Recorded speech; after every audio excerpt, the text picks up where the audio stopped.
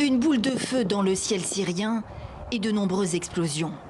Ras El Ain en Syrie, sous les tirs intenses de l'artillerie turque, l'une des deux villes frontalières pilonnées depuis le début de la semaine. Images filmées depuis la Turquie, alors que se poursuit l'offensive des forces turques et de leurs alliés arabes syriens contre les milices kurdes syriennes YPG. Des terroristes pour Ankara qui veut les chasser et installer une zone tampon de quelques 30 km de profondeur en territoire syrien. La Turquie affirme même que ces hommes ont pris la ville de Ras El Ain. Une zone industrielle à la périphérie, confirme un journaliste sur place et l'OSDH, une ONG basée à Londres, mais pas la ville elle-même.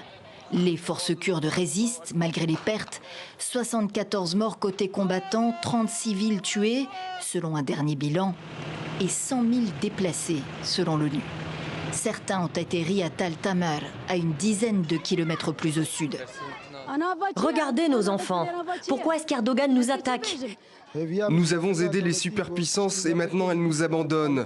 J'appelle tous les pays dans le monde à faire quelque chose pour les Kurdes. Si l'ONU et les superpuissances ne font rien pour nous, la Turquie nous massacrera. La Ligue arabe est sortie de son silence, dénonçant une invasion et une agression. La Syrie doit être libérée de toute présence militaire illégitime, affirme de son côté Vladimir Poutine depuis Moscou.